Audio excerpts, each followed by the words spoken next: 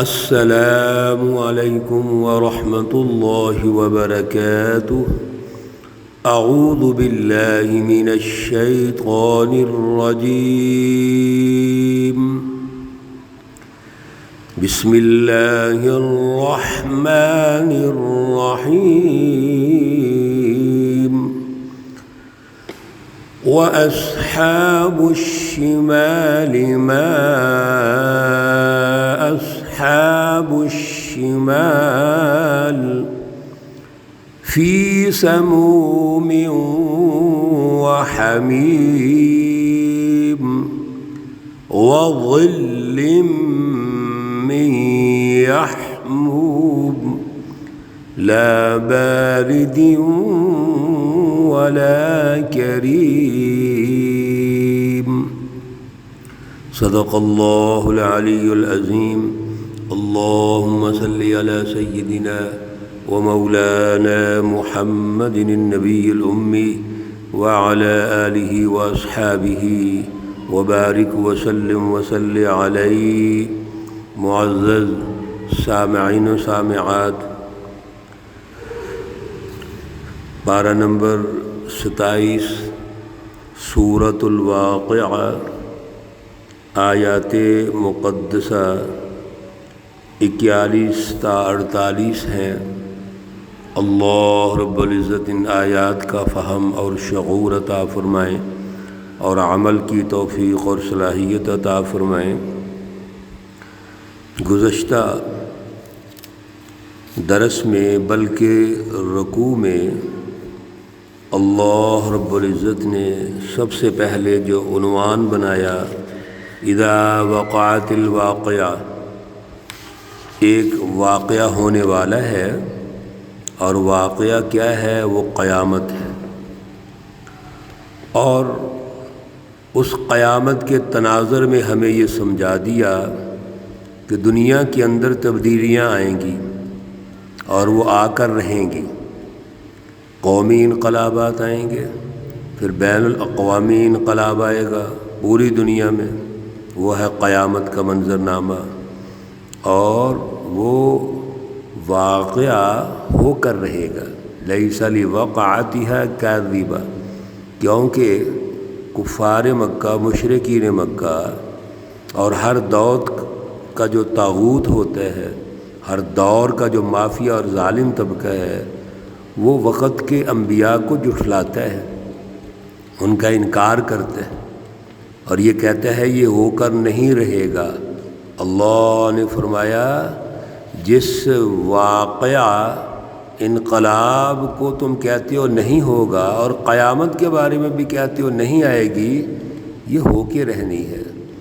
اور پھر جب یہ انقلابات آئیں گے تو اس وقت کیا ہوگا؟ خافضۃ الرافعہ، بڑے بڑے متکبرین وہ شکست کھا جائیں گے، اور جو بظاہر کمزور لگتے ہیں اللہ ان کو غالب کر دیں گے۔ میرے عزیزو، دنیا میں ایسے ہی ہوا ہے۔ تاریخی تسلسل سے اگر آپ مطالعہ کریں گے تاریخ کا، تو ہر دور میں ایسے ہوا۔ فرعون اپنے آپ کو کیا سمجھتا تھا، نمرود کیا سمجھتا تھا، اور جتنے بھی یہ ظالم طبقے ہیں، ابو جہل، کیسر و کسریٰ، کیا سمجھتے تھے؟ یہی ہوا، وہ پست کر دیا اللہ نے ان کو، اور رسول اللہ صلی اللہ علیہ وسلم اور اپنے نبیوں کو غالب کر دیا ہے۔ پھر 3 جماعتیں، ایسے ماحول میں 3 جماعتوں کا تعارف کروایا گیا۔ ایک السابقون السابقون ہے، دوسرا اصحاب المیمنہ ہے، تیسرا اصحاب المشأمہ۔ آج کے درس میں تیسری جماعت کا تعارف ہو رہا ہے۔ وَأَصْحَابُ الْمَشْأَمَةِ، کون سے تھے؟ وَأَصْحَابُ الشِّمَالِ مَا أَصْحَابُ الشِّمَالِ، اور یہ جو بائیں بازو والے ہیں، جو بدبخت ہیں، جو شیطانی جماعتیں ہیں، جنہوں نے اللہ کا انکار کیا، شرک کیا، کفر کیا، اور پھر منافقت کی، تکبر کیا، یہ جماعتیں ان کا انجام کیا ہوگا؟ وَأَصْحَابُ الشِّمَالِ، اور یہ بائیں بازو والے، بائیں والے، ما اصحاب الشمال، یہ کیسے ہوں گے بائیں والے؟ فی سموم و حمیم، ایک ماحول آپ نے میرے عزیزو السابقون السابقون کا سنا ہے، اصحاب المیمنہ کا سنا ہے، ان کا ماحول جنت کا ماحول ہوگا، عزت کا ماحول ہوگا۔ کیوں؟ ان کی فکر اعلیٰ ہے، ان کا نظریہ اعلیٰ ہے، اعلیٰ شعور رکھتے ہیں، اعلیٰ جد و جہد رکھتے ہیں، اللہ نے ان کو اعلیٰ جنت عطا فرمائی۔ یہ جو شیطانی لوگ ہیں، شیطانی جماعتیں ہیں، ان کو جو ماحول ملے گا جہنم کے اندر، اور دنیا میں بھی جب ان کے لیے تباہی آتی ہے تو دنیا میں بھی یہ ذلیل و رسوا ہوتے ہیں۔ ظلم جب ختم ہوتا ہے، اندھیرے چھٹ جاتے ہیں، اللہ کی اعلیٰ پروگرام فلسفہ توحید کا نور جب روشن ہوتا ہے تو ہر قسم کی گمراہی، ہر قسم کا شرک، کفر، نفاق ختم ہو کر انسانیت دوستی کا نظام قائم ہو جاتا ہے، عدل کا نظام قائم ہوتا ہے۔ یہ جہنمی جو ہیں ان کو کیا ملے گا؟ فی سموم، ان کو جہنم کے اندر تیز بھاپ، سموم کہتے ہیں وہ بھاپ جو برداشت نہ ہو سکے، بدبودار دھواں، حمیم اور جلتا ہوا پانی، یہ جہنم میں ملے گا ان کو۔ اس کی جو تپش ہوگی، شدید تپش، اس کو یہ برداشت نہیں کریں گے، اور پھر جب وہ شدید تپش ہوگی، دھواں ہوگا، بھاپ ہوگی، پھر ان کو پیاس بھی لگے گی تو پھر جلتا ہوا پانی دیا جائے گا۔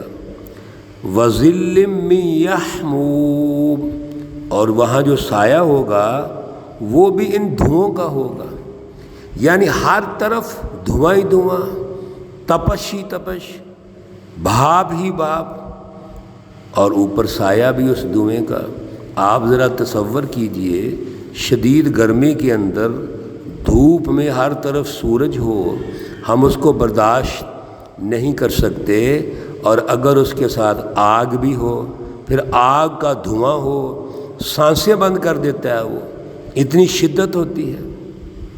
لا بارد ولا کریم، اللہ رب العزت سبحان اللہ وضاحت ارشاد فرما رہے ہیں، اس میں کوئی ٹھنڈک نہیں ہوگی، ولا کریم، اور نہ عزت ہوگی۔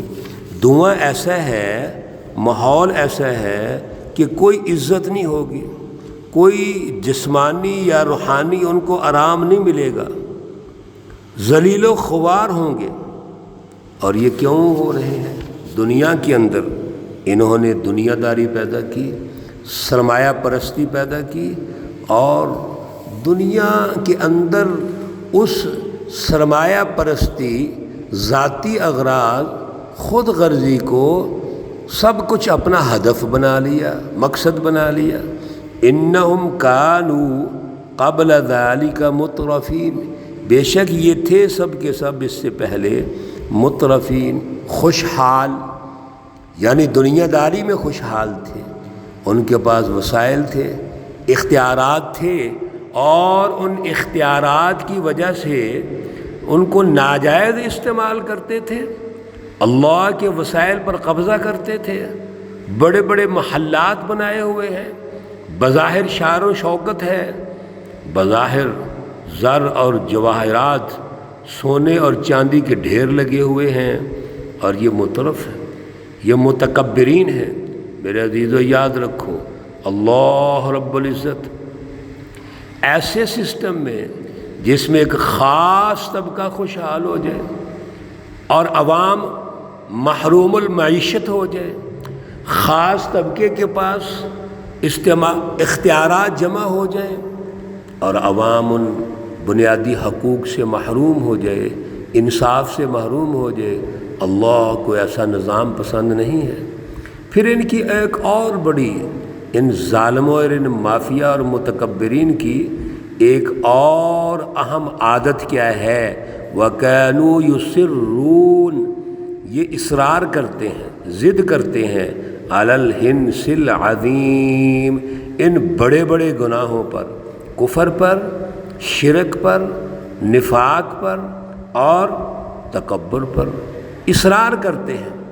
صرف خود اصرار نہیں کرتے، یعنی خود ڈٹے ہوئے نہیں ہیں، خود ضدی نہیں ہیں، بلکہ دوسروں کو بھی اس نظام کی طرف مائل کرتے ہیں۔ ظلم کا نظام خود بھی قائم کرتے ہیں، قائم رکھنا چاہتے ہیں، اور عوام کو بھی اس کی طرف مائل کرتے ہیں۔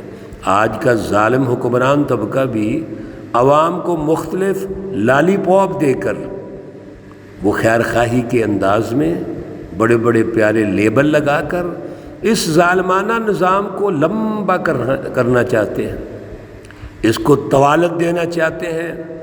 میرے عزیزو یاد رکھو، ظالم جب ظلم کا نظام قائم کرتا ہے تو اس میں اپنا ہدف اس کا ہوتا ہے، اپنا مقصد ہوتا ہے، اپنی خوشحالی ہوتی ہے، اپنے مافیا کی خوشحالی ہوتی ہے، انسانیت کو وہ تباہ کرتے ہیں۔